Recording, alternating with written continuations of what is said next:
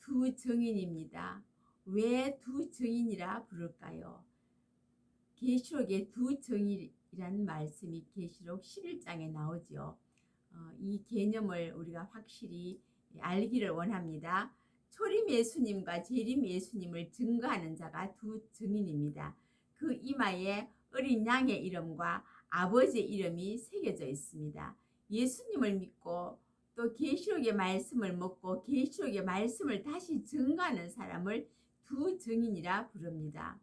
또 두 감람나무라고도 하고 두 촛대라 부릅니다. 성경에 그렇게 기록이 되어 있죠. 계시록 10장 9절에서 11절 말씀입니다.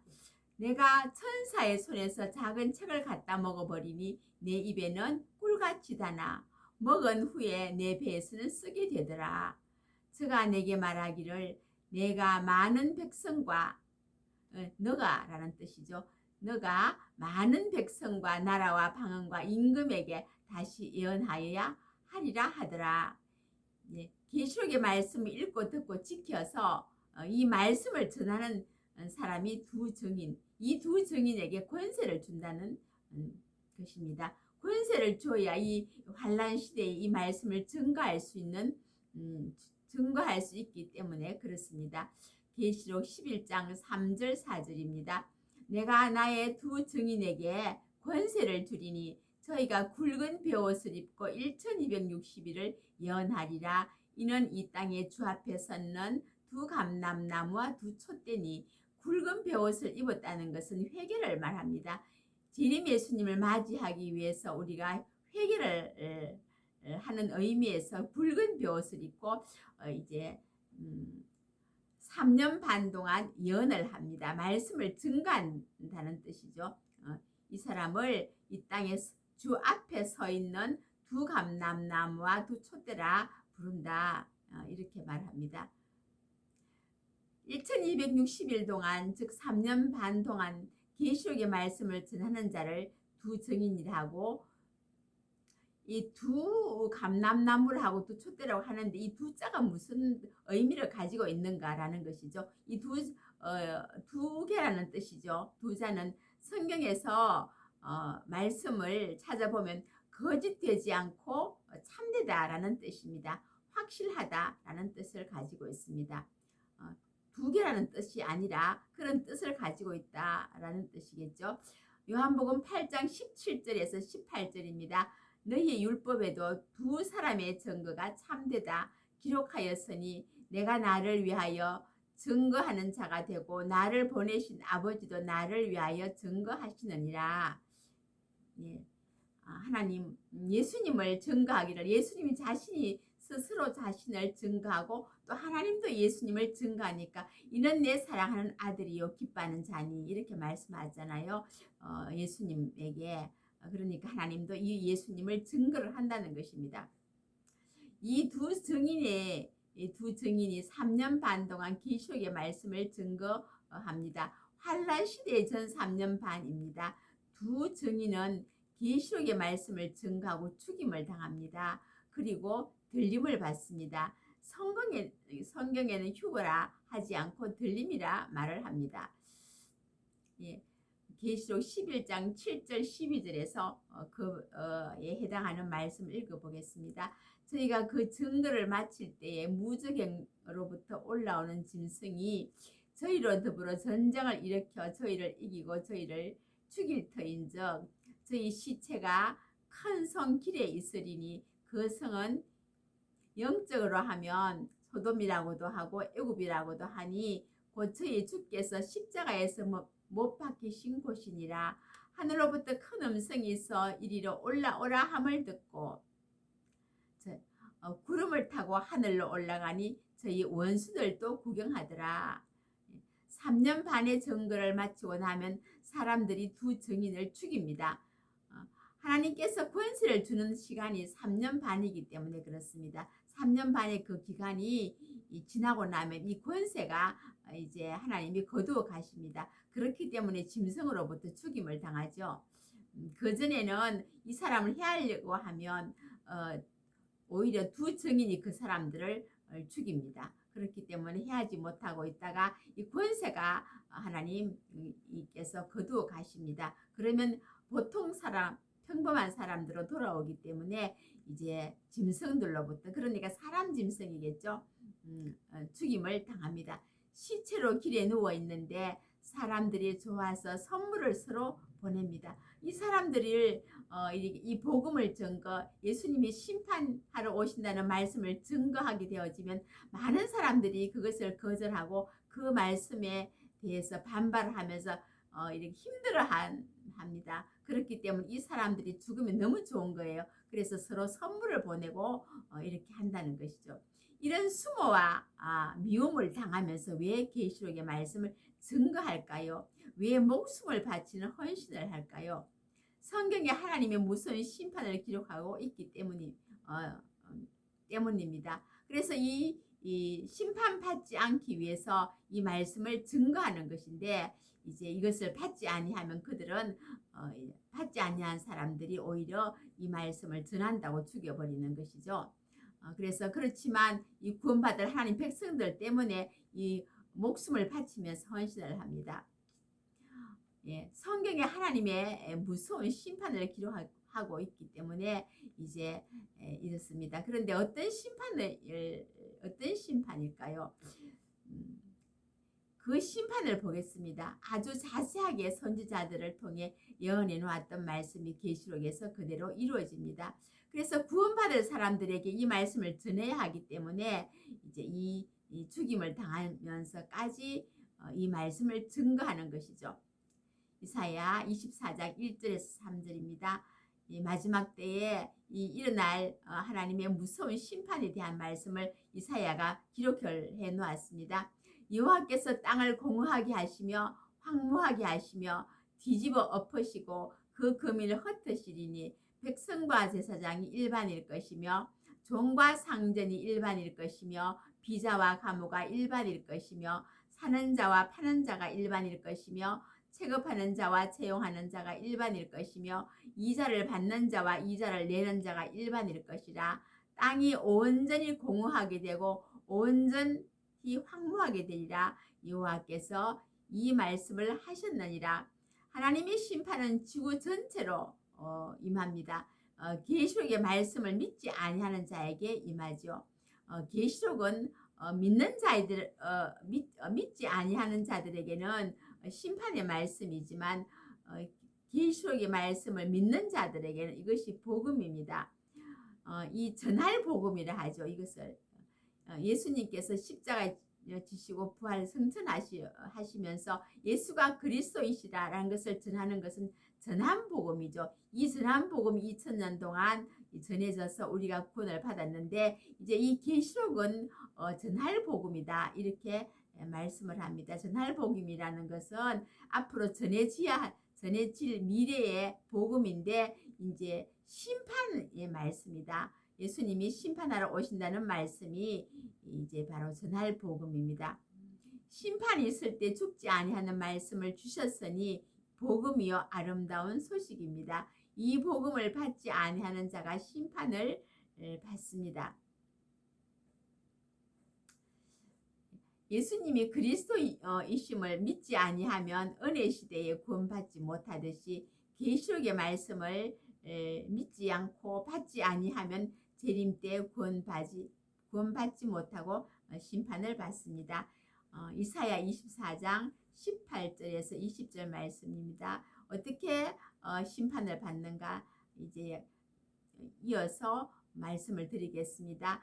두려운 소리를 인하여 도망하는 자는 함정에 빠지겠고 함정 속에서 올라오는 자는 올무에 걸리리니 이는 위에 있는 문이 열리고 땅의 기초가 진동함이라. 땅이 깨어지며 땅이 갈라지고 땅이 흔들리며 땅이 취한 자같이 비틀비틀하며 침망같이 흔들리며 그 위에 죄악이 중함으로 떨어지고 다시 일지 못하리라. 일어나지 못한다는 뜻이겠죠. 이사야 선지자가 예언했는데 계시록에서 6째 인을 떼실 때에 그 말씀이 이루어집니다. 계시록 6장 12절을 보겠습니다. 내가 보니 여섯째 인을 떼실 때에 큰 지진이 나며 해가 총당같이 검어지며 온 달이 피같이 되며 하늘은 종이축이 말리는 것 같이 떠나가고 각 산과 섬이 제자리에서 옮기오매 땅의 임금들과 왕족들과 장군들과 부자들과 강한 자들과 각 종과 자주자가 굴과 산 파이 틈에 숨어 상과 파이에게 이르되 우리 위에 떨어져 보좌에 앉으신 이의 낯에서와 어린 양의 진노에서 우리를 가리우라. 그렇게 그들이 무서워서 이 심판이 무서워서 이렇게 바위 밑에 들어가서 이렇게 상과 바위에게 이렇게 말합니다. 우리 위에 떨어져서 보좌에 앉으시니 낯에서 우리를 가리우라. 이렇게 말을 합니다. 이때에 이 진노의 큰 날에 이제 누가 능히 설 수가 있겠는가라는 것이죠. 이러한 진노의 큰 날에 설 수 있는 자가 있습니다. 누구일까요?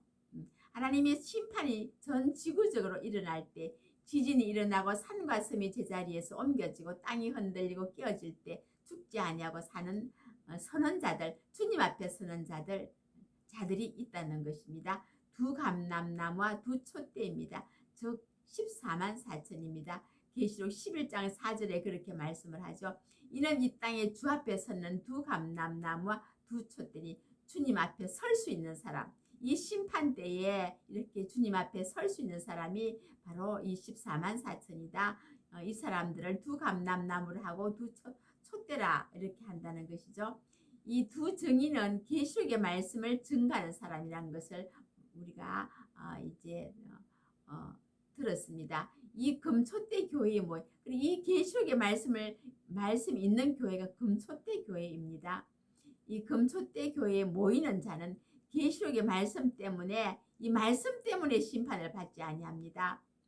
예, 말씀은 예수님이시고 하나님이시죠. 그래서 말씀이 있는 곳이 하나님이 계신다는 뜻입니다. 말씀이 하나님이신 것을 다 아시고 계시죠.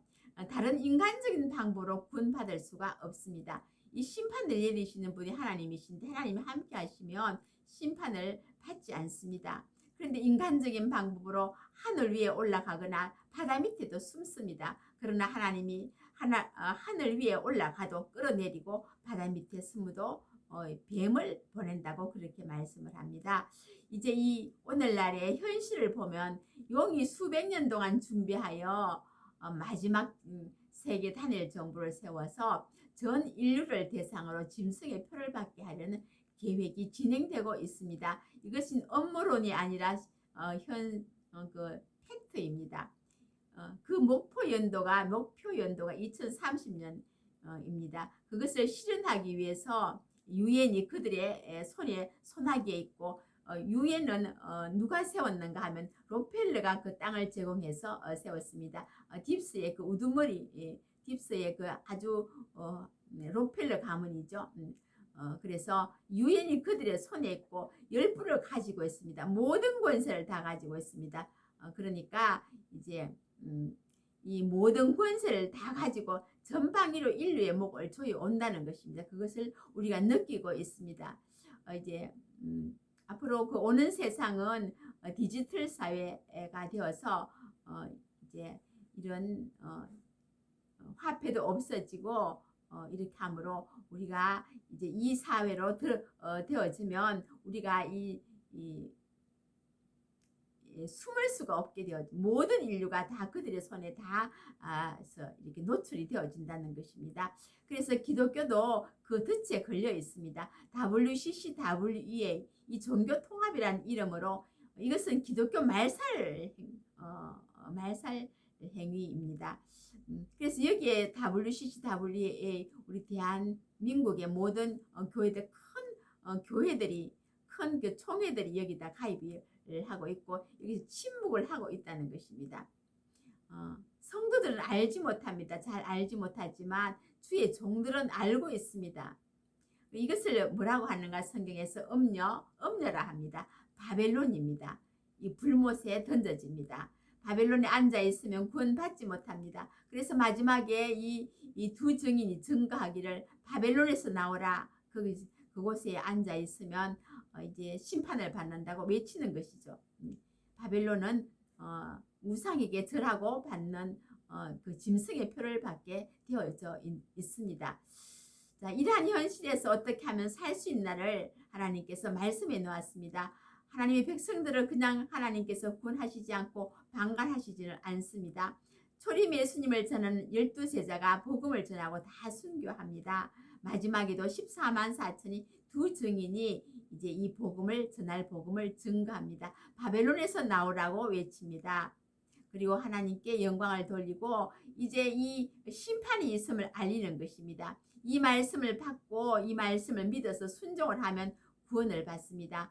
그래서 그러므로 이 두 증인이 이제 마지막에 이 말씀을 사명을 감당하기 위해서 이 계시록의 말씀을 공부를 하는 자들입니다. 이 사람들에게 하나님은 인을 치시죠. 계시록 7장 1절에서 4절입니다.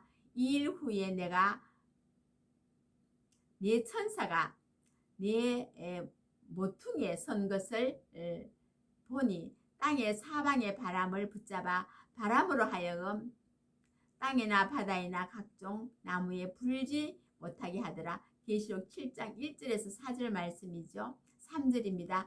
가로되 우리가 하나님의 종들의 이마에 인치기까지 땅이나 바다나 나무나 해하지 말라 하더라. 내가 입맞은 자의 수를 들으니 이스라엘 자손의 각 지파 중에서 입맞은 자들이 14만 4천이니 이렇게 말씀을 합니다. 이제 바람을 붙잡는다는 것은 이제 이 세계 단일 정부를 세우기 전에 그래서 이 바람을 붙잡는다는 것은 이제 이 세우기 전에 이 14만 4천의 수가 채워져야 그 단일 정부가 세워지고 이제 짐승의 표를 받게 되어지기 때문에 그 전에 먼저 14만 4천의 수가 채워질 때에 이제 환란 시대로 들어가게 되어지는 것입니다. 자, 그래서 이제 그래서 각종 나무에 전쟁을 막는다는 것이죠. 이 14만 4천이 될 때까지 전쟁이 일어나지 못하도록 이 바람을 붙잡아서 이제 전쟁을 일어나지 못하게 만든다는 것입니다. 그래서 하나님의 종들이 이마에 인을 치고 나면 이 바람이 불어서 전쟁도 일어납니다. 이것이 바로 세계 3차 대전이 일어나는 것이죠. 그래서 그 수가 14만 4천이다. 12제자가 초림의 말씀을 증거하기 위해서 12명을 하나님께서 이렇게 불러서 세웠습니다. 마지막 때에는 이 재림의 말씀을 증거하는 하나님의 제자들, 재림 예수님의 제자들을 14만 4천에게 이제 인을 친다는 것입니다. 그 인침의 조건이 이제 다른 곳에서 말씀을 해놓았죠. 계시록 14장 1절 보겠습니다. 또 내가 보니 보라 어린 양이 시온 산에 섰고 그와 함께 14만 4천이 섰는데 그 이마에 어린 양의 이름과 그 아버지의 이름을 쓴 것이 있도다. 예. 그러니까 이마에 어린 양의 이름과 아버지의 이름을 쓴 것이다. 그래서 두 증인이다. 예수를 믿고 어린 양의 인을 치고 또 이제 하나님의 인을 치는 것입니다. 이 사람을 두 증인이라고 말씀을 하죠. 이 숫자가 14만 4천입니다. 이 숫자가 채워지면 이제 계시록의 말씀이 본격적으로 전해지면서 수많은 사람들이 바벨론에서 돌아오게 되어지고 불신자들도 돌아오게 되어집니다. 그래서 많은 사람들이 죽음을 보지 않고 이제 새하늘과 새 땅에 들어가게 되어지죠. 그래서 이 말씀을 증거하면 어디로 모이는가 하면 바벨론 음녀교회에서 금초대 교회로 모입니다. 이곳에 오면 이제 이 계시록의 말씀이 있기 때문에 이 말씀을 믿고 이제 이 말씀대로 순종하여서 그들은 구원을 받을 수가 있기 때문에 이 사건을 두고 예수님께로 돌아온다 이렇게 말씀을 합니다. 예루살렘으로 돌아가는 것이 아니라 중동에 있는 예루살렘으로 돌아가는 것이 아니라는 것입니다. 그곳에는 이제 세계 3차 대전이 일어나는 곳이 바로 그곳입니다. 그렇기 때문에 이제 재림의 말씀 앞으로 말씀 앞으로 돌아온다는 것입니다. 그 말씀을 이사야 49장 5절에서 6절에서 기록을 하고 있습니다. 나는 여호와 보시기에 존귀한 자라. 나의 하나님이 나의 힘이 되셨도다. 다시 야곱을 자기에게로 돌아오게 하시며 이스라엘을 자기에게로 모이게 하시려고 나를 태에서 나옴으로부터 자기 종을 삼으신 여호와께서 말씀하시니라. 그가 가라사대 내가 나의 종이 되어 야곱이 지파들을 일으키며 이스라엘 중에 보존된 자를 돌아오게 할 것은 오히려 경한 일이라. 내가 또 너로 이방의 빛을 삼아 나의 구원을 베풀어서 땅끝까지 이르게 하리라. 이게 이사야 선지자가 말씀해 놓은 말씀이죠. 그래서 예루살렘으로 돌아가면 안 됩니다. 중동 지방에 있는 그 이스라엘 땅에 있는 예루살렘으로 돌아가는 것, 이스라엘 땅으로 돌아가는 것이 아니라 재림의 말씀 앞으로 돌아옵니다. 말씀이 곧 하나님이시죠. 말씀이 곧 예수님이십니다. 그래서 예수님에게로 돌아가야지 그 땅에는 이제 돌아가면 안 됩니다. 구원을 받을 수가 없습니다. 그래서 말씀 앞으로 돌아오는 것이 이제 요 49장 5절에서 6절에 있는 말씀을 읽어 드렸습니다. 말씀을 마치기로 하겠습니다. 감사합니다.